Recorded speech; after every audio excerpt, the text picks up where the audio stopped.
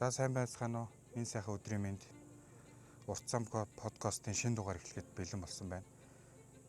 Урт зам подкастын шинэ дугаар маань Монгол улсын хоймор сайхан нутаг сайхан нөхцөл дээрээс инхүү эхлэхэд бэлэн болжээ түүх. Өнөөдрийн зочноор Батбаяр ундаг дугуйн гүйлт усан сэлтийн тамирчин оролцож байна. За ингээ урилга хүлээн авч хүрэлцэн ирсэнд маш их баярлалаа. За баярлалаа. За сайхан наадсан уу? Сайхан наадлаа. Сайхан наадуу. Сайхан наадлаа. Энэ жил чинь Сэлэнг аймаг маань Даян аврахтаа олж их бүр өргөн дэлгэр наадчих шиг байна тийм ээ. Тэглээ сэлэнгчүүд үнэхээр сайхан наадж байна энэ жил. Нар хур тэгшэрсэн ер нь их сайхан зам боллоо шүү дээ. Яг зөв. За тэгээ манай подкаст маань нэг 20-25 асуулт явах юм. Тэгээд өнөөдөр таны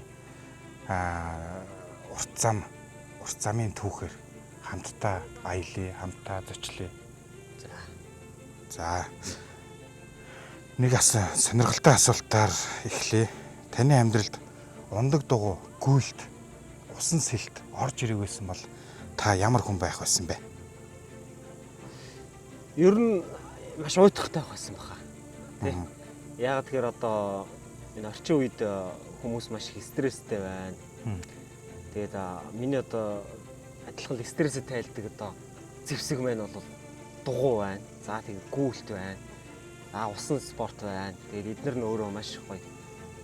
Дэлхийд бол классик хөгжсөн спорт. Монголч гэсэн маш сайн хөгжиж байна. Тэгээд ер нь бол гүйлт бол яг ингээд ганцаараа хол замд ингээд гүнэгдэг бол бясалгал байдаг. Яг одоо нэг асуултын хариултыг олж чадахгүй тий эргэлзээд байгаа ийм үү тий. Эсвэл одоо уур бухимдалтай стресстэй байгаа үед ингээд гараад гүйчингүүд тэр явж явах донд өөртөө нүүр тулаад тэг ингээд өөрөө ирэхгүй гоо ингээд бодол цэгцрээд ороод ирэхэд үнэхээр гоё болдог. Тэгэхээр одоо энэ гурван спорт надад байгааг бол амьдрал бас нэг удиртай байхсан болов уу гэж бодож байна шүү дээ. Тэгвэл дараагийн асуулт ундаг дугуй, гүйлт те сэлэлт та юм гурван төрлөөр Ironman тийм. Энэ гурван осолчин Ironman-ууд гэж явдаг шүү дээ. Тэнгүүд энэнгээр та хичээснээр таны амьдралд яг ямар юуг өөрчилсөн бэ? Гоё тэр өөрчлөлтөө таныг хэлж өгөхгүй. Амьдралын тэр өөрчлөлтийг. Ер нь яагаад энэ ундаг дугуй тэгээд сэлэлт, гүйлт гэдэг спортуудыг сонгосон шалтгаан гэдэг юм уу? Би ер нь багадаа нөгөө хөдөө өссөн. Тэгээд манайх бол одоо Завхан аймгийн Тэлэн сумын Тэгшийн гол гэж маш сайхан байгальтай хангаа байдаг. Тэнд ах чи хүүхэд байхад нэг гол дээр л өнждөг гэсэн. Зун нь бол байнгын гол дээр өнжиж идэг. Тэгээд шумбал. За тэгээд дараа нь бол Завхан аймгийн Улаастай сум гэдэг аймгийн төв дээр бас байдаг байна. Энд дээрээс бас л гол дээр өнжиж идэг найзуудтайгаа. Тэгэл зундаа бол зүгээр ингээд бов оруултлаа, хав оруултлаа. Тэгээ усанд орсоор ингээд арьсанд ингээд зүгээр гуйжаа нэг саарлын болсон. Тэгэл наашаа явахдаа нөгөө дугуугаар явдаг. Тэр үед яг хоо тухайн үед бас гой дугуунууд их гарааг байсан юм аа. Тэгээд өөрөө тэгээ нөгөө дугуун сонирхолтой хүн яах вэ тэгэл найз нөхдөсөө нэг дугууны араа минь аваад нэг обод олж аваад ч юм уу. Ганц нэг юм бас өөрөө хөдөлж аваад ингээд сэлбэл. Тэрүүгээрээ бас их техник сэтгэлээ бас хөгжижсэн байх. Тэгэхээр сүүлдээ ингээд босгосон дугуйгаа бүр ингээд оюутан болохдоо хот яваад оюутан болоод явах болохоор ч тийм заавал дугуй унах шаардлага байх гэж ойлгоод ерөөс энийг одоо зарчий гэдэг. Тэгээ нэг хөөрхөн хөгжилтэй нэг хөнгөд нэг төлгөнөөс зарч ирсэн тэрийг тухайн хэлсэн.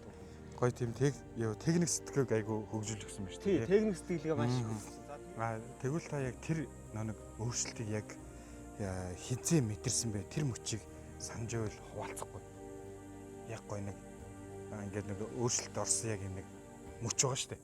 Яг тэр мөчний чинь өөрчлөлт орсон тэр мөчийг яг ингээд яасан хамгийн нэг тод орсон ч юм уу те. Яг тэр мөчөө санаж байвал хамгийн анхныхан шүү. Яг нэг өөрчлөлтийн яг циклийн. Одоо нөө энгийн байдлаасаа та ингээд байжгаад буцаад яг нөө activity юу орж ирж байгаа үед яг эхлэнэ гэсэн үг шүү дээ. Тэрнээс хойш маш олон дурсамж байгаа шүү дээ. Амьдралын баланс тэнцвэрээ алдчихсан юм чижсэн. Тэгээд тэрнийг дагаад ингээд эрүүл мэндэ алдчихсан байна гэдгийг би ойлгосон. Тэгээд амьдралын нэг том чухал өөрчлөлтөөр би яалтчгүй сэлэнгэд шийдэж ирсэн гэж боддог. Сэлэнгэд ирээд бас нэг олонний ийм хөлөдлөгөө ихтэй ийм газар аймгийн төв дээр үж ажиллаад тэгээд нөгөө тухайн үед ингээд бодсон. За би ер нь бол эрүүл мэнд дээр анхаарахгүй бол амьдралынхаа тэнцвэр дээр анхаарахгүй болохгүй мэн гэдгийг тухайн үед ойлгочоод тэгээ энд ирээд бол ер нь ажлын цаг дээрээ мэдээж ажил бол дуусахгүй. Гэхдээ хамгийн чухал ажлуудаа төлөвлөөд сонгоод маш хурдтайгаар ажлын байран дээр бол ажлыг маш сайн хурдтай л хийх хэрэгтэй. Одоо 100 м-ийн гүйж байгаа юм шиг биш. Өөрөөгөө ажиллаж 8 цаг маш сайн ашиглах. Тэгээ ажлын цагтаа ажлаа амжуул дуусгаад тэгээд өөрийнхөө одоо эрүүл мэндэд гэр орондоо цаг зарцуулах хэрэгтэй гэдэг 8 жилийн дараа ойлгосон. Тэгэхээр энэ бол миний амьдралын маш чухал өөрчлөлт. Тэгэхээр дагаад спортоо би хийж эхэлсэн, гэр бүлдээ цаг зарцуулж эхэлсэн, өөрийнхөө эрүүл мэндэд анхаарч эхэлсэн. Энэ бол миний хамгийн том өөрчлөлт байсан. Тэр юучстай хамгийн тод юм юм байна те. Тэгээд манай Батэрч чинь Сэлэнг аймгийн Мөнгөөгөөс дугуй албаны тамирчин гэж явдаг тийм. Тэгээс өөрөө болохоор сооло аял хийх сонирхолтой тий. Тэгээ нэг тэгвэл таны анхны тий сооло урт замын аялал ямар байсан бэ? Тэр аяллаа талаараа ярьж өгөхгүй. Энэ бас их гоё түүх. 2022 онд хил хамгаалах байгууллагын түүхт 90 жилийн болсон.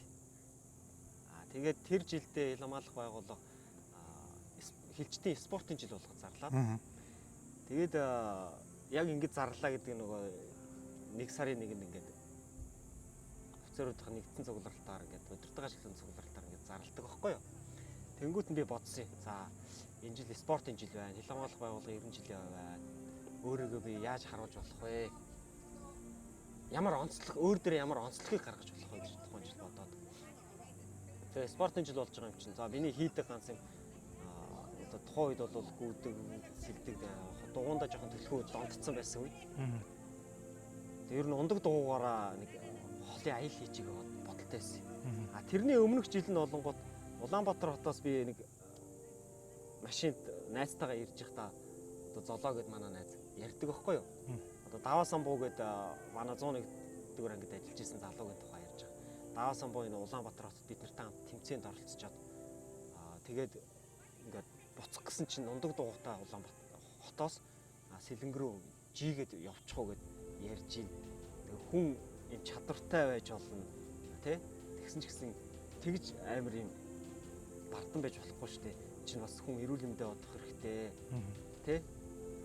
Нэг хоногт амжина гэж юм чангастай мангастай гэх юм тиймэрхүү юм ярьдаг байхгүй юу. Тэнгүүт нь Даваасан бож болон мундаг да цаад чинь уулын чадвар чадчих واخ гэж бодож ирсэн. Тэгээ тэр яриа тэгээ өнгөрчихөж байгаа. Тугойд би дугууг байсан. Тэгээ дараа жил нөгөө нэг ингээд дугуй аваад хоббигоо буцаагаас эргээсэн. Тэгээ нэг сэтгэл нэгэн байгаадсан байхгүй юу.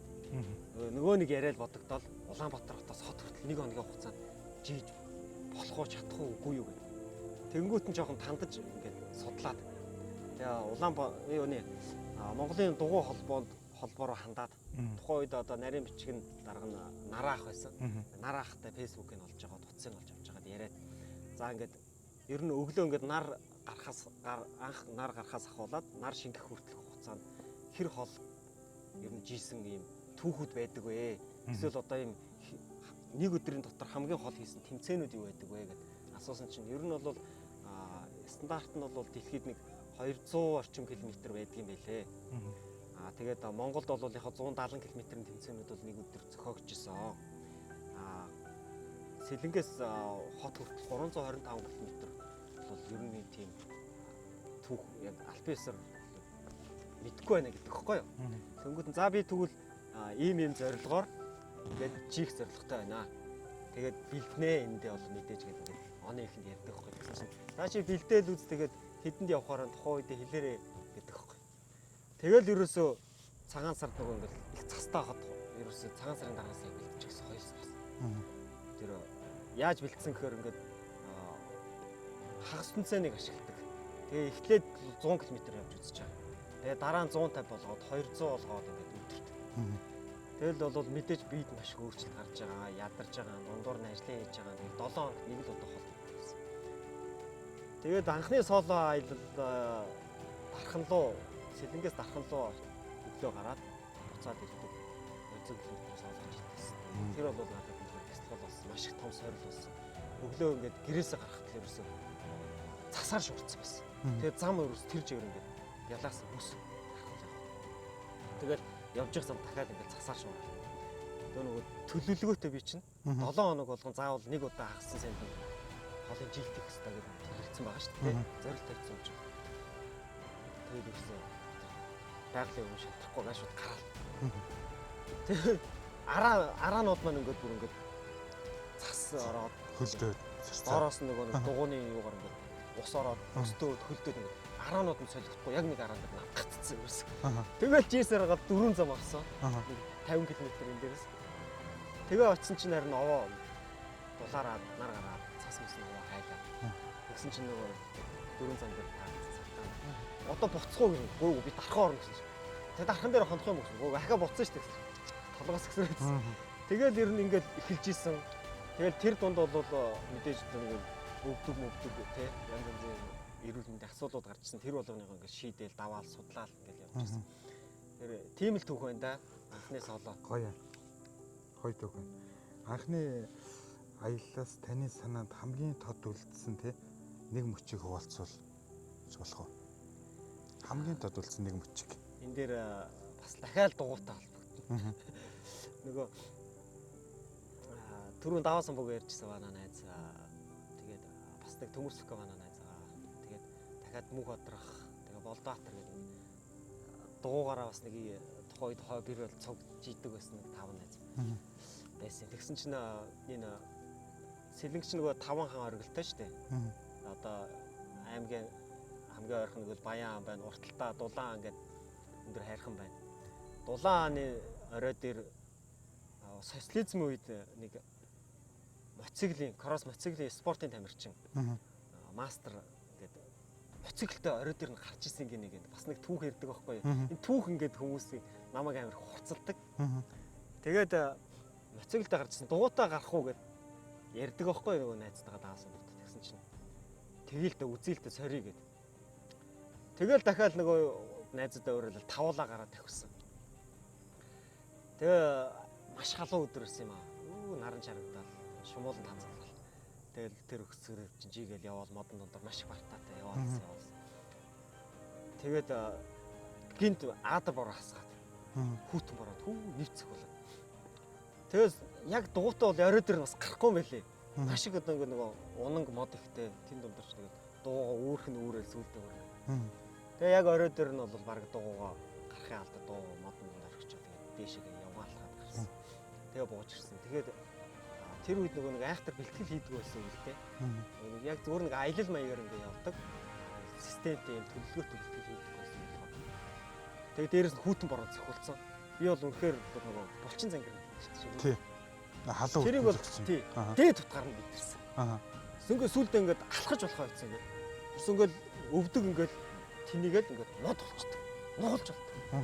Тэгээд нэг ингээд нуглаал сунгалт хийгээл тэгэл амхандаа нөгөө юу уух хэвтэйгаач мэдэхгүй тэр. Тэгэл Alibaba идэл, Snickers идэл, тэгэл усуугаал тэгэл эрцэн нөхч чадахгүй гэсэн. Нөхч чадахгүй тэгэл. Тэгээ нэгдүгээр бэлтгэл дутуу, хоёрдугаарт нөгөө юу уух хэвтэй те тамирчин юу ууж эрдсээ нөхөх хэвтэй, уургаа нөхөх хэвтэй, минералаа яаж авахыг, нойроо яаж зохицуулах хэвтэй, хоолоо яаж зохицуулах хэвтэй, бэлтгэлийн цагийг яаж зохицуулах хэвтэй, ямар ч мэдлэггүй тэгээ шууд улаан зоргиороо явчихсан ерөөсөө.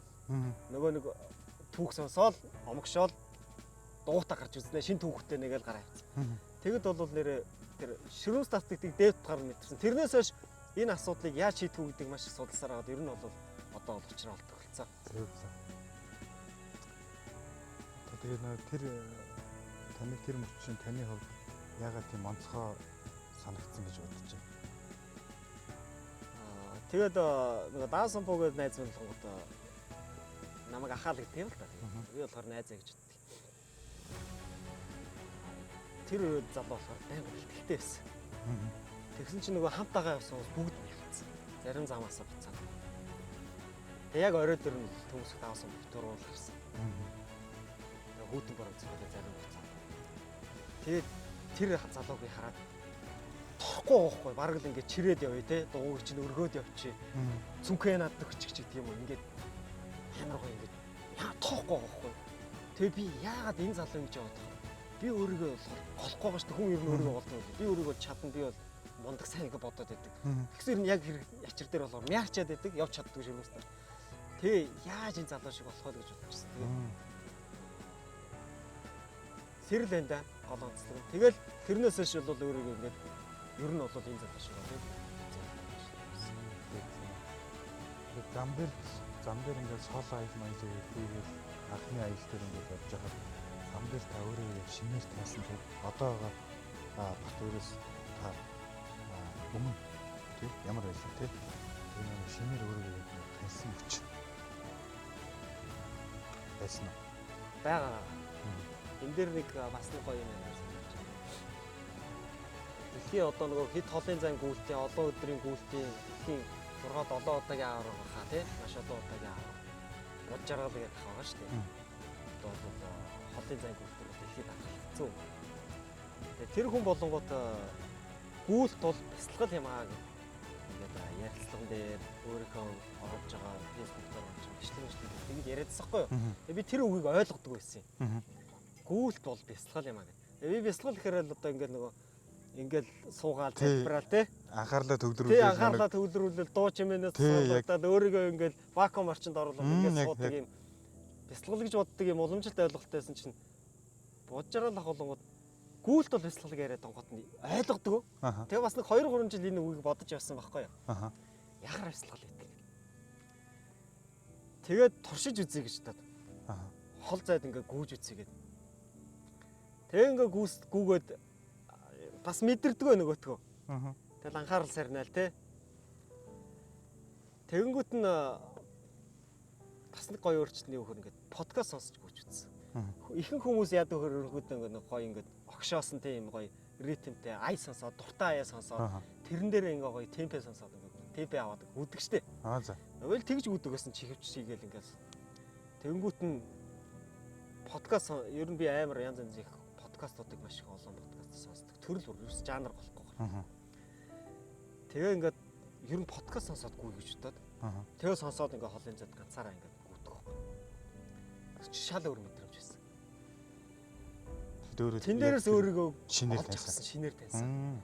Тэгээд хүмүүсийн ингээл гоё зарим хүмүүс нь эрүүл мэндийн талаар ярьж гин, ёс заншлын талаар ярьж гин, өөрийнхөө түүхийн талаар ярьж гин. Тэнгүүд яг тэр нь төвлөрөөд нөгөө би гүйлтэнд ингээд ядарч байгаа мэдрэмж байна шүү дээ. Стресс, тэгэл наранд халж гин, эсвэл даарж гин, эсвэл хөл өвдөж гин, булчин зангирж гин. Тэр мэдрэмжүүд байхгүй заяа. Нөгөө хүмүүсийн ярианд уусцсан. Нэг мэдгэд хэдэн километр өгж байгаа мэдгүй. Тэгээ ер нь бол гүйлт бясалгал юм байна гэж мэдрээд тэгээд дараа нь энийг нэг мэдрэмжээ олоод авцсан. Заавал подкаст сонсгоор өөрийгөө чимээлээд гүйж болдог юм байна гэдгийг мэд. Тэр бол миний бас гоё өөрчлөлт. Nice. Тэгээд таны ингээд сооло аялын зам дээр ингээд аял хийж явах үе те. Аялын замд буцахаар санагдчихсэн үе байсан уу? Байлгүй яах вэ? Түрүүний тэр нөгөө ярьжсэн анх сооло 200 яваад тэр яг цасан шуургатай. Дааралж чичрээл тэгээ нөгөө дугуй маань солих, араа маань солигдох. Болида буцъя даа гэж яг шантрал. Тэр үед яг юу бодсон хэр би ер нь яах гэж одоо тий жилийн өмнө яг 1 сарын 1-нд би өөртөө ямар зорилт тавилаа.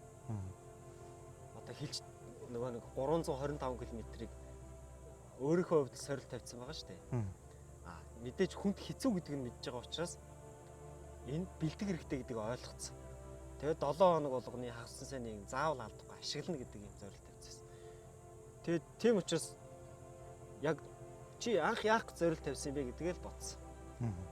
Тэгэл үргэлжлүүлээгээл те ямар ч нар жаргаад харахгүй болтол яваад үзээгээд тэгээ цаашаа үргэлжлүүлээд явж исэн чинь нөгөө 4 зам дээр очсон чинь нар гараад цаас хайлаад тэгэл юу буцах тэгэл буцахгүй болсон да тэрнээс хойш тэр л энэ да соолоо явж байгаа. За ингээд 10 дахь асуулт маань таны тэ зам таныг хүчтэй болгосон уу? Эсвэл таны доторх хүчийг ил гаргасан уу? Мэдээж зам өөрчилсөн гэх юм. Хүн ер нь нэг юм зорилт тавьчихаар өөрөө ирэхгүй сахилахад ирдэм шиг санагдаад байгаа. Энэ юу гэсэн үгээр би ер нь нэг 10 км, за нэг 15 км гүйдэг гэсэн юм.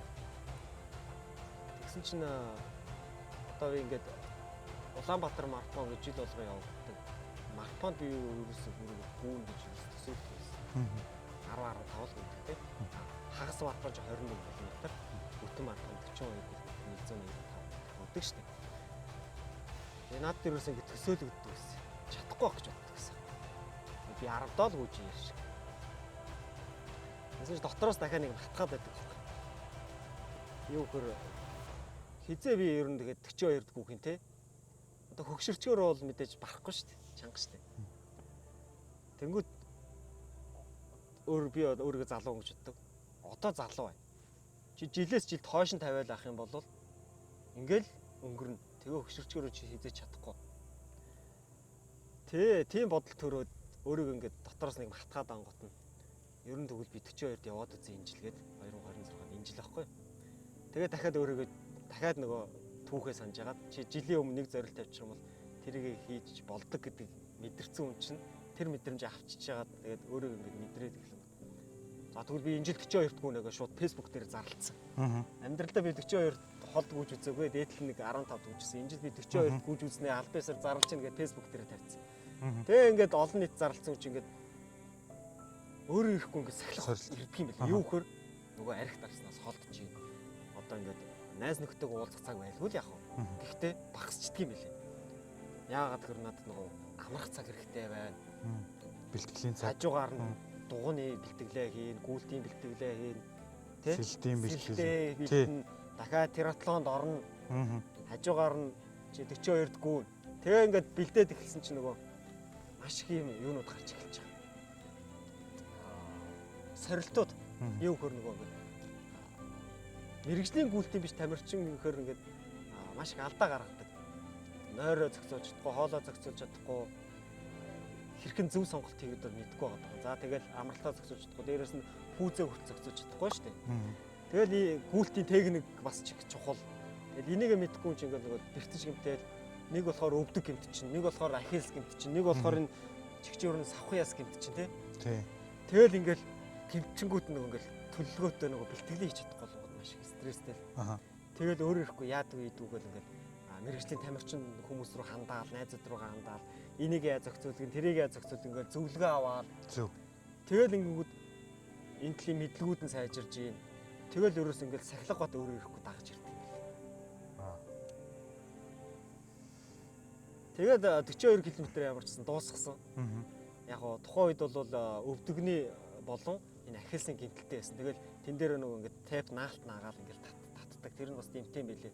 Тэгэл нөгөө үений өрөвсөл явагдаж чинь. Тэгэнгүүт нөгөө үений өрөвсөлд юу сайн байна? Омега уух уу, яах вэ те? Тэгэл нөгөө С витамин авах уу, цайраа авах уу гэдэг өрсөлд дарддаг юунууд байна. Хоол хундан дээр ингүүд юунууд байна те? Спортын нэмэлтүүд дээр одоо юу хэрэглүүл сайн байна? Эрдсэн яаж нөхүүгээл ингээд энэ бүхнийгээ зохицуулж иж гимтлээс сэргийлдэг. Тэгээд нөгөө пүүз мүзээ сонгоос ахуулаад тий. Тэгээд нөгөө амралт хүртэл өөрөө нөгөө өрөвсөл дарахын тулд хүн сан унтчих хэрэгтэй, стресс гормоноо зохицуулж хэрэгтэй гэдэг маш олон юмыг судлаад ингээд зохицуулаад тэгээд энэ болгон чинь надад нөгөө мэдлэг болоод ингээд хоригдлогдоод ирэхээр надад нөгөө бонус болж ирж байгаа. Тэгэхээр том зорилт тавиад тэрэндээ ингээд сахилга батгаар явангууд аяндаа гарах нөгөө нэг юм сорилтууд янз янзын челленжүүд гарч тий. Тэрийгээ давахын тулд хүн ингээд судлаад ингээд тэр мэдлгүүдийг хоригдлуулад авна гэдэг чинь өөрөө маш их гоё орж иж байгаа бонус тийм одоо тий бэлэг бэлэг гэж хэлж байгаа.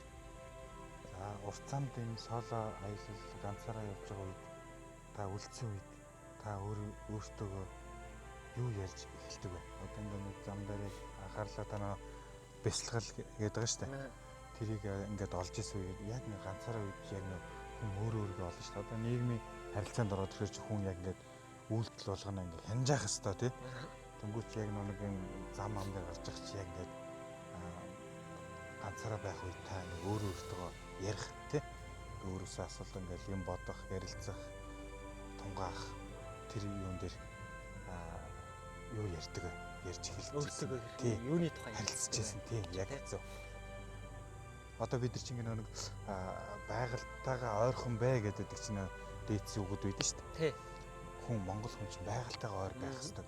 Нэг байгальтайгаа ойр байх тусмаа тэр хүн чинь өөрийгөө нэг олж өөртөөгөө ярилцаж яг нөө байгальтай ойр бай гэдэг үгийн философи яг тэр юм биш үү? Тэгэхээр яг тэр үе та өөртөөгөө юу ярьдаг бэ? Ер нь юу юм бэлээ? Монголчууд байгальтайгаа л ойрхон байх хэрэгтэй гэдэг. Тэр үнэн гэдэг байна. Тэр утгаараа ингээд олон хоног амарсан сая баяр наадмын амралт. Сэлэнг рүү маш их зурчдаг лээ тий.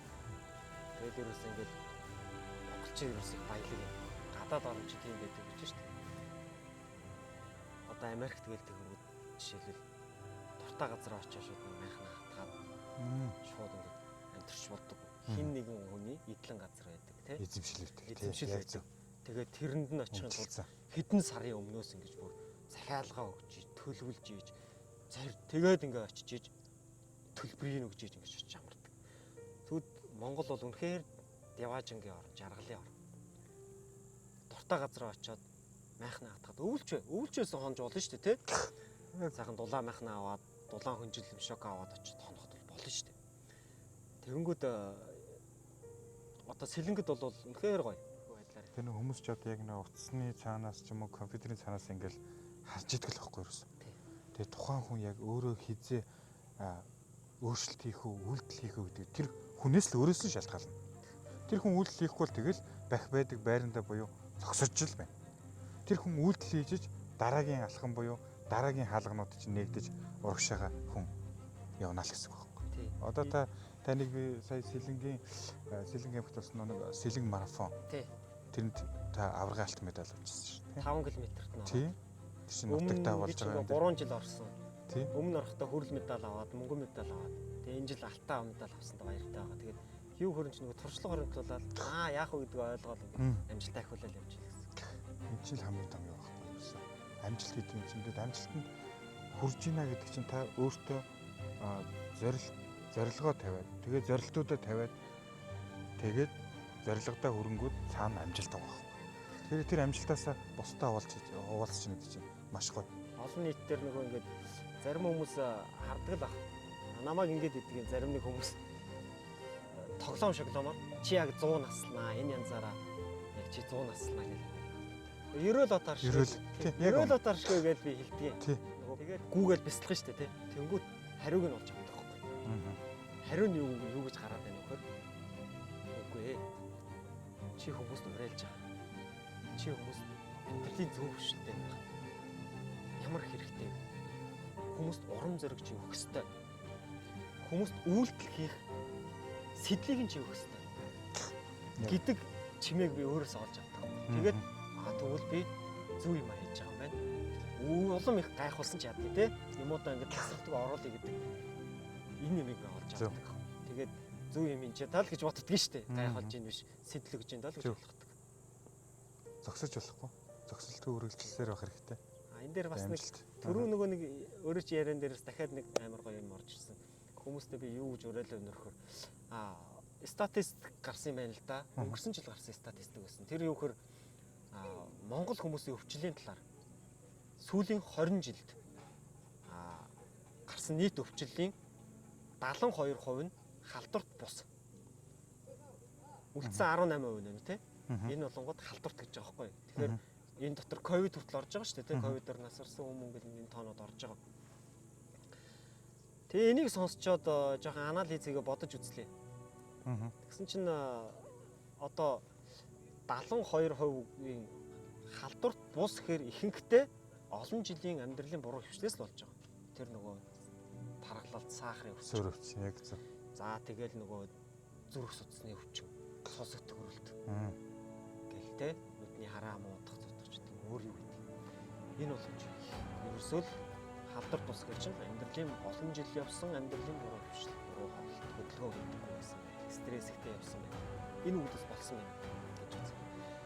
Тэгэнгүүт тэгвэл сүүлийн 20 жилийнхэн болвол сүүлийн 5 жилд нөгөө нэг ингээд монголчууд одоо за нэг 10 ч юм уу 5 жил нэг юм амьдралын хөвшил өөр болсон шүү дээ. Технологи хөгжснөөс болоод бүх юм онлайн болсон тийм. Одоо дэлгүүрээс очиж авдаг байсан юм а шууд юу дараад аппликейшнээр ингээд хүмүүс авдаг гэсэн. Тэгээд одоо зам хөгжсөн, машин хөгжсөн, бүх төрлийн унаанууд хөгжсөн. Хүн алхахаа болцсон, хөдөөний хүмүүс ихэд морио унахаа болцсон. Одоо ингээд яг амар. Одоо ингээд 100 болгон ингээд хөдөө аялдаг байхгүй юу?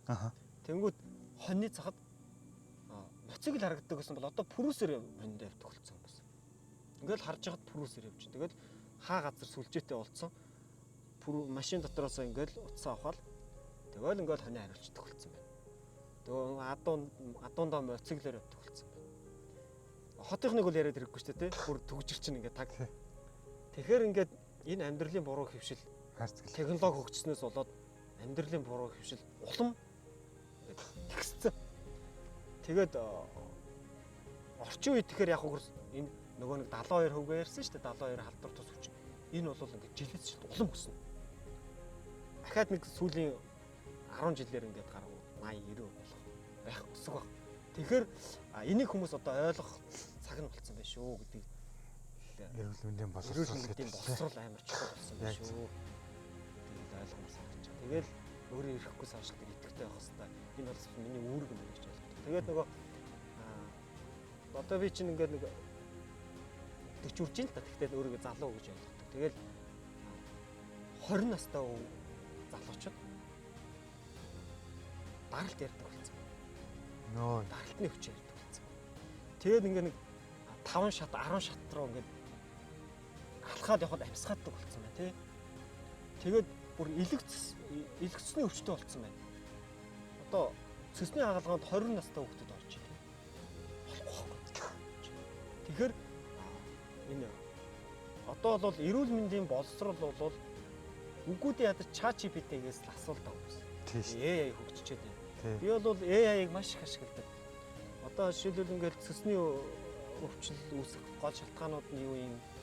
Урьдчилан сэргийлэхэд бол яах вэ? Амьдралын ямар хэвшлүүд байж болох вэ? Бичингүүд ингээд маш тав зөвлөгөөнд өгдөг болсон. Энийг ашиглаач. Тэгээд сошиалор ингээд дэмий мэдээлэл үзэж байгаа юм байна. Амьдрал дээр хэрэгжүүлээч гэдэг. Тэгээд залуучууд спортлог болсон байна. Нэг үе бодоход пицца руу маш их явдаг болсон байна. Би андаа маш их анхаардаг болсон байна. Тэгээ гоё зөв юмнаас үлгэр дуурайл авдаг болоосаа зөв залуусууд маш их хүч төрж гарч ирж байгаа сүлүүд. Тийм учраас гоё зөв үлгэр дуурайл аваасаа л гэж хэлдэг.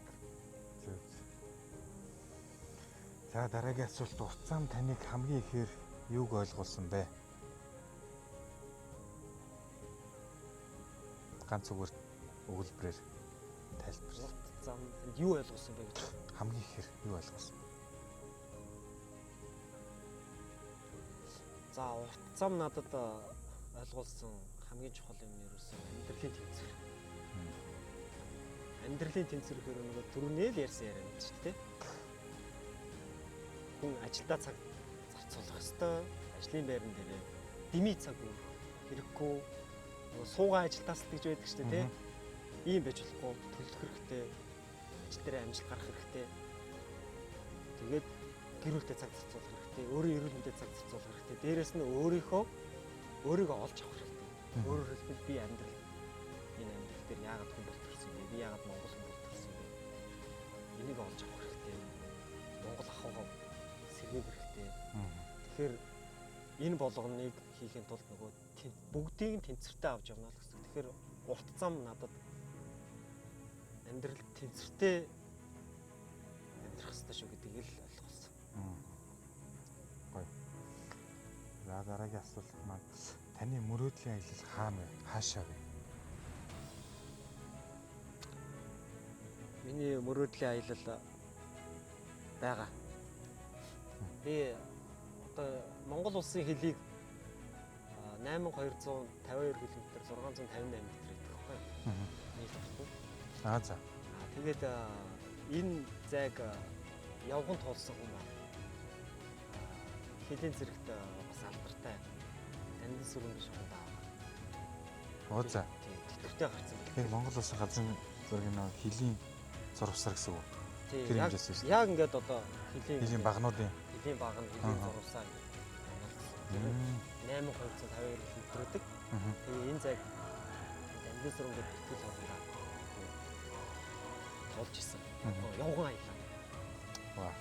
Тэгээд энэ бол бас дагууд. Тэгээ энэ хүн яасан гэхэд зүүн талаас эхлээд энэ аяллаа. Тэгээд ингээд явсаар хагаад намайг одоо завхан талсын хотод ажиллаж байгаа. 6-7 сарын үед ирсэн. Урд хил дээр ингэж тойрч ирээд. Тэгээ үргэлжлүүлээд ингээ хөвсгөлийн нутгаар ингээ явсан. Тэгээ харамсалтай нь бас тухайн үед нэг морь унаад тэгээ мориноос ингээ зунд гэртээд яаралтайгаар хот руу явж имчилгээ хийлгэсэн мэлээ тухайн. Тэгээд аяллаа ингээ дотоо орхичиж байгаа шүү дээ. Харамсалтай. Тэгтэл тэр үнэхээр дайч. Тухайн үний одоо хэрхэн бэрцсэн талаар нь яриад байх хэрэгтэй тий. Маш хүнд бэрцсэн хот руу явж байгаа гэдэг чинь. Тэгчээд 2019 онд өргөжлөлөө тэр аялал дахиж хийсэн. Нөгөө анх зогссон цэгээс өргөжлөлөөс дахиж явуулаад дорн руу очиад ингээд аялал бүтэн дуусгасан. Ваа. Тэгчээд 2019 онд Монголын онцлог нэр тодорч ирсэн юм. Энэ бол агуу төв. За ингээд явган аялал хийсэн. Бас жаристай хүмүүс гэж байна. Уус дөрвөн жарис биш шүү дээ. Энтэй хүмүүс машинтай бүтэн мах таарсан гэж байгаа. За. Бас морин аяллаар хүмүүс дуусгасан юм лээ. Нилээд дууссан. Морьтой бүтэн таарсан. Тэгээд одоо ундаг дугуйтай явах дотоо байгаа байхгүй юу? Тэгээд би хийхгүй бол өөр хэний хүн хизээ мэдсэх энийг хийчих. Тэгэхээр би ойр хугацаанд хийхгүй бол энэ подкастыг сонссны дараа надаас төрүүлээ нэг хүн өсчихсэн юм лээ. Тэгэхээр энийгээ бодол байгаа. Бас нэг замын төлөвлөгөө байгаа. Тэгээд яг энийгээ би чинь хэлийн зэрэгт ажилласан хүн байна да өөрөө тий. Надад бол хаач явсан одоо манай сургуулийг төгссөн найзууд маань хэлээр ажиллаж байна. За хэлийн зэрэг цуг ажиллажсэн хүмүүс нь хэл тойрол 400 амц байж байгаа. Надад хүмүүс их туслаа. Тэгэхээр бол амархан санагдаад байгаа юм. Боломж юм. За дараагийн нэг урт аялал маань гэхээр одоо энэ Ironman-д орж ирэх нэг хүсэл өгдөг. Түрүү нөгөө ярилцлага эхлэхэд Ironman гэсэн шүү дээ. Ironman бас бүтэн хагас гэж байдаг юм билээ. Бүтэн нь болонгууд за би жоохон буруу зүрх ярьж магадгүй тоон дээр нь зайныхын тухай. Сэлэлт нь 3.5 км лөө 3.2 км лөө гэдэг санагдчихдаг сэлдэг. Чанга штэ тий. Тий штэ. Зарим хүмүүс нь 3 км гүүхтэл чанга штэ. Тэгэхээр усан дээр явна гэдэг чинь үнэхээр чанга. Би бол яг нэг 1 км сэлж бол үзчихсэн. 3.5 сэлдэг чанга санагдаж байгаа. За тэнгууд үргэлжлүүлээд уснасаа гараад үргэлжлүүлээд дугуун дээр штэ. Дугуун дээр 120 гэлөө 150 гэлөө 140 гэлөө. За ойролцоогоор тэгж зугаартай. 140 км жиг. Тэгээд дугуйнаас буугаад үргэлжлүүлээд бүтэн марафон боёо 42 км. Тэнгүүд би 42 км сая энэ жил зорилт авин бэлдэн байж гүхэд яаж надад хэр чанга байлаа те. Энд бэлтгэхийн тулд бэлтгэхийн тал авчихгүй тулд яах вэ гэж маш их зорилт байсан шүү дээ. Саадууд байсан. Тэг чи нөгөө ингэж сэлээд ингэж гүгээд ингээд дугуйтай явах төлөв ярьж байгаа. Тэгсээр нэ хамгийн дээд оргил ахгүй. Тий, оргил. Тэгээд Ironman төмөр. Тий. Тэгээд сэтгэл нөгөө нэг багтахгүй л байгаа даа. Тэгтээ дотор нэг юм байгаад байгаа байхгүй юу? Дотороос нэг хатгаад байгаа байхгүй намайг. Эзэн нэгээс хийж магадгүй цаа чинь тий би. Цаа чинь гэдэг нь дотоод юм хэлээд шүү дээ. Яг гоо тэрний наан бол нөгөө хагас марафон байдаг. Хагас Ironman гэж байдаг. Тэр нь болонгод нөгөө саяны зайнуудыг 50%. Энэ хагас марафонд гүйсэн Монгол тамирчид зөндөө байгаа. Одоо баг 7 гэлээ төлөв. Залуус энэ зайд дуусгацсан. Бүтэн марафонд гүйсэн тамирчид бас байгаа хаа. Тэгээд ихэнх нь бол одоо нөгөө Европын тамирчид те. Ихэнх нь байдаг юм шиг байлээ. Тэгээд Азаас зөндөө олон хүмүүс бүтэн марафонд орсон байдаг. Тэгээд дараагийн хамгийн том холын хол урт зам бол бас тэр байж магадгүй. Ваа. Гоё юм уу. аялын мөрөдөл ч юм бол үнэхээр гоё. Тэгээд хэрэгжүүлснийхэн дараа бас эргээд толбогдох байлгүй, уулзалтах байлгүй. Тэгээд Бидний зам маш урт учраас бидний зам дахиад уулзалтах, огтлцох үе гарч ирнэ тий. хүний амьдралын зам бол нөгөө Баогийн лав сурангай хэлсэн үг байдгийн. Бодол хүрсэн газар би хүрдэг гэдэг. Яг Тэгээд энэ үг үнэхээр бас ахын хүмүүс агуул үг хэлдэг юм. Бодол хүрсэн газар би хүрнэ. Тэгэхээр миний бодол хүрчээд байна шүү бодол хүрсэн, таны бодол чи хүрсэн одоо. Хэмжиж чадвал хүрч чадна Яг зөв. Тэгэхээр хүрэх байлгүй дээ. Аа. Нөгөө хүн чинь нөгөө нэг юм том зорилттой шууд чаднаа гэд яг амлчвал бас бүрдэг л. Гэтэ яг нөгөө сэтгэл цог байвал тулганд гал одрон бодож явах төрөх хаа санаж явал хүрнэ. Тий, яг. За дараагийн асуулт Монголд ундаг дугуй спорт аял соёлыг хөгжүүлэхэд хамгийн чухал зүйл юу гэж таны бодлоо? Дугуй спорт Монголын дугуй холбоо бол маш их өдөртэй ажилладаг гэж боддог. Зарим жилдээ ихэд бүр 7 хоног болгон ингээл тэмцээн уралдаан гэдэг сонирхчны дунд хийдэг байна. Уулын дугуйн тэмцээн, засамлын дугуйн тэмцээн ингээл одоо ч гэсэн ингээл байнгын сард 2 3 тэмцээн хийдэг байна. Хамгийн их ингэж олон дугуйн тэмцээн хийдэг холбоо би бол бараг мэдэхгүй байхаа. Ер нь дугуй холбоо гэж бодож байна. Тэгээ улсын аварга жилд болон дараал. Жил болгон алдахгүй. Хажуугаар нь тэгэл нөгөө мэрэгжлийн болон сонирхчны дундх тэмцээнүүдэд байнгын хийждэг. Тэгэхээр бол дугуй спорт хөгжиж байгаа. Тэгээд энэ ковидын үеэр хүмүүс нөгөө эрүүл амьдралын хөвшилтэй хүмүүс амьд үлдчихэж гэдэг юм уу те. Унган дархлаагаа хүн дэмжих хэвээр байгальтайгаа ойрхон байх хэвээр амьдралын зөвшөлттэй байх хэвээр гэдэг их ухааруулсан, маш их олон хүнд ухааруулсан ийм буянтай вирус гэж ойлгодог шүү дээ. Ковидыг маш их олон хүн энэ эрүүл амьдралын хөвшил рүү орсон. Тэр үед маш их олон хүн ундаг дугуур их орсон гэж боддог. Тэр үеэр ч би бараг ундаг дугуур бас орсон шүү дээ. Тэгэхээр ундаг дугуй спорт Монголд хөгжиж байна. Маш их хурдтай хөгжиж байгаа. Тэгээд энэ дээр бас нэг зүгээр хувийн бодлохоор сонирхчойхон спортыг төлхөө байнга хийж байгаасаа гэж хүсдэг. Ягаад тэгэхээр тэр дундаас ч нөгөө нэг одоо аав ээж нь ундаг дугуй спорт орчин штэ. Сонирхож байгаа тэмцээнд ороод ангууд хүн урамшаад эхний удаа зүгээр оролцоод үзэн дараагийн удаад амжилттай ахиулна. Тэгээд тэрний дараад яг медаль зулгаан. Медаль зулгаан гэдэг чинь нэг алаан байхгүй гэдэг шиг. Тэгээ ингээд хүн ингээд өөрөө ингээд жижиг жижигээр эхэлж иж л урамшдаг. Тэрнээс шууд том зорилт аваад тэрнээс уурм авна гэдэг бол бас төдийлөн бас байхгүй. Тэгэхээр жижиг жижигээр ингээд саадуудад авч иж тэгээ өөрийгөө ялсан мэдрэмжээс хүн урамшиж иж дараагийн том зорилтуудад тавьж эхэлдэг. Тэгээд аав ээж нь дугуйнд орчингууд яг нэг хоббитой байна да. Тэнгүүд хүүхдүүд нь дагаад дугуйнд орно. Яг зөв. Тэнгүүд тэр хүүхдүүдийн цаана нөгөө 10 жилийн хүүхдүүд, оюутнууд ч тийм найзууд байж байгаа. Ингээд орж ирнэ. Яг үнэ. Тэгээд тийм учраас энэ сонирхчдын дунд хийдэг тэмцээнүүд бол маш том төлөвлөсч шүү. Энэ дундаас чинь нөгөө хойч үеийн бэлтгэдэн дараагийн тэр дэлхийд гарах тамирч тэндээс л гарч байна. Дараагийн төвшин залгамж халаанууд яг үнэ. Тэгж боддог. Яг үнэ. Тэ санал нэг байна. Агаар нэг байна. Агаар маш гоё байна. Агаар сайхан хөдөл дээр. Хоймор сайхан нутаг Сэлэнг аймгийн сайхан хөдөл дээрээс ингээд үргэлжилсээр байна. Одоо подкаст маань дуусах тал руугаа ер нь төхөж байна. Өө за. Нөгөө ам сангачлаа. Энэ ундаа уугаач. За. Энэ XS гэдэг ундаа болонгод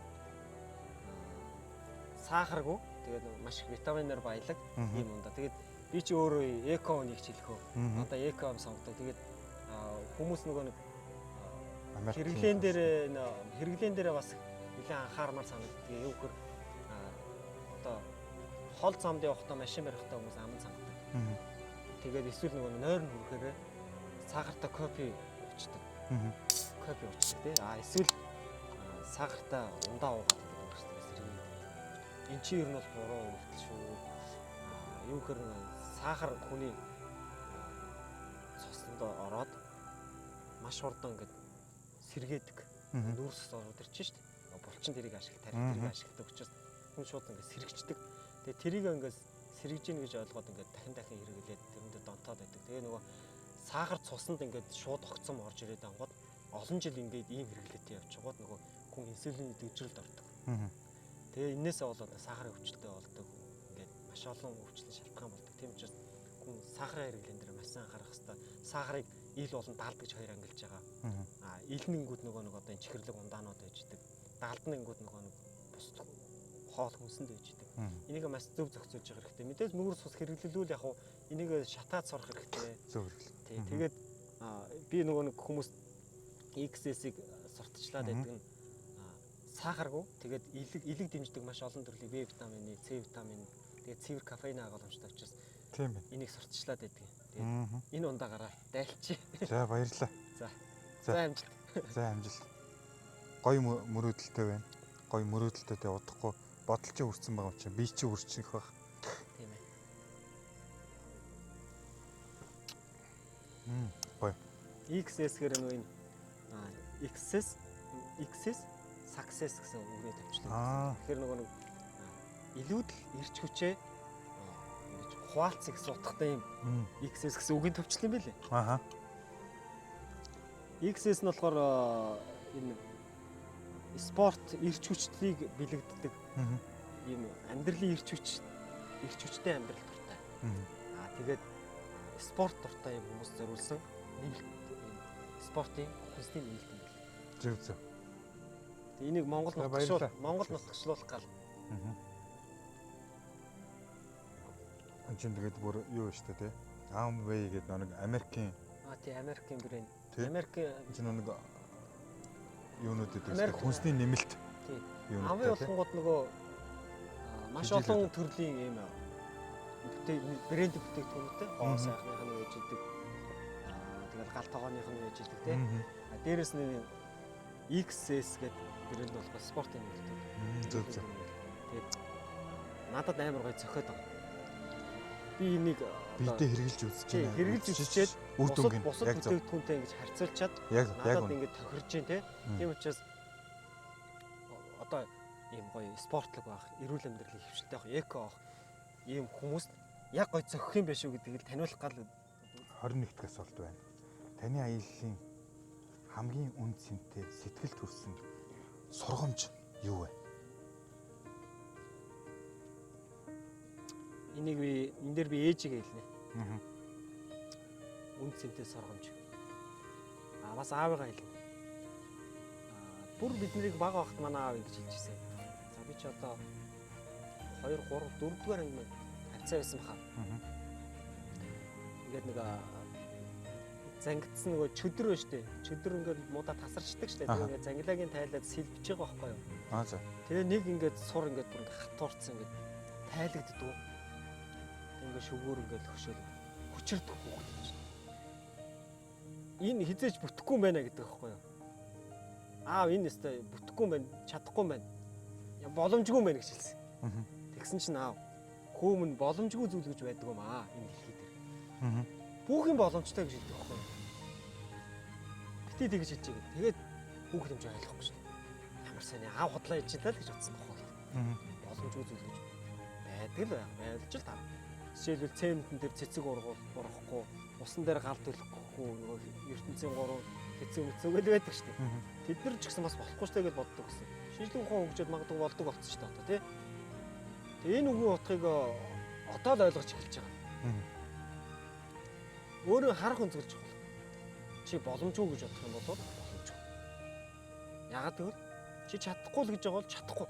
Ягаад гэвэл чи өөрөө чадахгүй гэж бодож байгаа. Чадна гэж бодох юм бол чадна. Ягаад гэвэл чи чадна. Тэр л юм байл гэдэг үг юм байна. Чи тэрийг ойлгосон. За дараагийн дугаарт нөгөө ээжи манай ээж бас маш хамгийн ойр дотныхоо хүний үгийг автдаггүй юм байна. Гадны хүний үгийг их автдаг юм байна. Энийг бас их ойлгоод. Жишээлбэл нэг подкаст ярилцлага эсвэл мундаг эрдэмтний эсвэл маш том эмчийн ч юм уу. Эсвэл амжилт гаргасан хүний үгийг бас сонсч байгаа аваад хэрэгжүүлчихдэг. Тэгвэл яг дэрэгдэх хүнийхээ хамгийн ойр дотны үгийг автдаггүй юм байна. Энийг бас ойлгосон. Манай ээж болонгод хүүхэд байгаас ахуулаад ус услага ширгээгээд өглөө. Ширгээгээд ингээд барайны шилмэлэн ингээл хийгээл тавьчихдаг. Ширгэн сус. Тий ширгээс ус. Ингээд зөндөө хийгээд тавьчихдаг. Тэгэл бид нэр усуул гэдэг. Аха. Тэгээд дараагийн дугаарт ногоо идгээд байдаг гэсэн юм байна. Байцаа ид ногоо идгээл. Тэгэл тэрэнд нь жоохон доргоо. Тэгэл усанд нь бас доргоо. Тэгэл харахаар уухаар нэг балгачаал. Дотроос уух хэрэгтэй гэдэг таньж мэдгүй бүр уугаад шээ. Тэгээд түрүү нөгөө ярьсан шүү дээ. Цусны шин цусаа өгсөн чинь боонор цусаа өгсөн чинь цус урсаа. Эвчээс үг сонссон ч өгсөн. Шингэн сайн уугчсэн. Тэгэр яа чинь би ээжийнхээ үгийг аваагүй. Гадны үний үг авч байгааз. Тэр хүн ийм их сонирн байдаг юм байна. Тэгээд энийг ойлгосон. Тэгэл усаа уудаг болсон, баланстай уух хэрэгтэй гэдэг ойлгосон. Тэгэл одоо хөдөлгөөн хийлгээд байдаг. Одоо энэ олон нийт дээр, сошиал дээр инфлюенсерүүд, олонний танил хүмүүс амьдралын зөв хөгжлийн талаар эмчнэр хүртэл одоо ингээл маш их эрүүл мэндийн талаар юм ярьж байна. Хоолой хэрхэн зохицуулах талаар маш их подкастууд байна бэлэн. Хүмүүс хамгийн гол нь үйлдэл хийхгүй. Тэр нөгөө ус уух чинь нөгөө үйлдэл байгаа гэсэн байна шүү дээ. Зөв гэдэг нь мэдсээр нь үйлдэл хийхгүй байгаа гэсэн. Тэгэхээр хүн нөгөө бодож явах биш зүгээр үйлдэл хий. Тэгээ нөгөө одоо ингээд боловсралтай хүн нөгөө одоо онц сурдаг хүмүүс бүгд сайн явахгүй байна гэж байгаа шүү дээ, тий? Амжилттай явахгүй байна.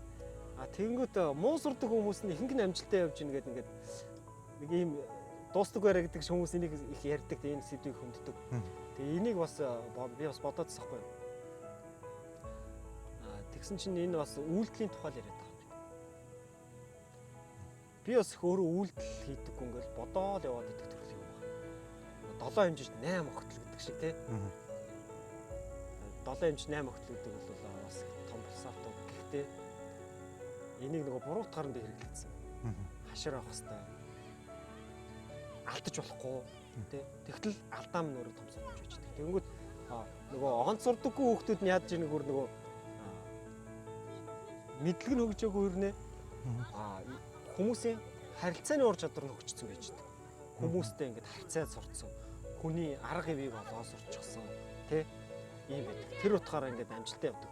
Нөгөө талаараа тэр хүмүүс үйлдэл хийдэг хүмүүс. Бодохгүйгээр шууд үйлдэл хийдэг. Тэгээд тэр дундаас алдаага олоод авчдаг. Тэгээд дараа нь тэр алдааг гаргахгүй. Мэдээж алдааны зөндөө гар. Тэгээд засаа явцдаг. Тэгээд энэ үйлдэлүүд нь хоримтлагцаар маш том туршлага болдог. Тэгээд амжилтанд хүрсэн байж. Тэгтэл нөгөө хэд ухаантай хүмүүс нь яадаг вэ? Бодоод байдаг үйлдэл хийхгүй л яваад байдаг. Гүндэлгээл бодоод байдаг. Нэг өдөр ууланд алхдаг болондоо эсвэл хүүхэд насныхаа хоббиг сэргэндэгээл бодоод байдаг үйлдэл хийдэг. Тий. Энэ дээр их алдаад байдаг юм шиг байна. Тэгэхээр ерөөсөө үйлдэл хийгээсэй л гэж хүсэж байна. Аялын туршид өөрийнхөө хамгийн том ололт өөрчлөлт юу бэ? Аялал дээрээс ингээл нэг тань хамгийн том шууд нэг ололт хүн чинь ингээд юм болж байгаа шүү дээ. Ололтоо. Тэгээд тэр өөрчлөлт юу бэ? Тэрийг нэг цомхон бацчих болно. За энэ өөрчлөлт аяллаа туршид гарч ирсэн өөрчлөлт гэвэл олт маш их байгаа. Хамгийн гол нь нөгөө хүсэл мөрөөдөлтэй амьдрах хэрэгтэй гэдгийг ойлгож байна. Тэ хамгийн үнд цэнтэй нэг мөчийг хуваалцахгүй. За ерөөсөө энэ дээр хэлэх юм бол яах гэж эхлүүлснээр л санах хэрэгтэй. Маш олон сорилтууд гарч ирнэ. Саад бэрхшээлүүд гарч ирнэ. Болиё гэж бодох үе гарч ирнэ. Тэр үедээ яагаад эхлүүлснээр бодмаар санагдав. Тэгээ өнөөдрийн нэг ус зам бол таны зам чинь ингээд 3 сал аваад байгаа байхгүй. Ундаг дугуун нэг зам байна. Марафон буюу гүйлтийн нэг зам байна.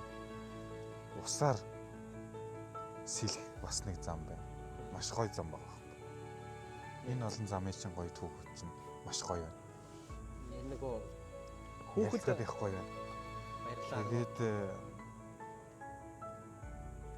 аялын туршлагаас наа чинь бол айгүй эхлэн зэгээ хүн бод гэдэг чинь тэр хамгийн том яагаад зөвлөгөө боллоо. Тэгээд тэр зөвлөгөөг маань хүмүүс маань сонсоод тэр зөвлөгөөгөө буцаагаад өөр дээрээ хэрэгжүүлээд тэ гоё үйлдэлтэй ашиглаад явах.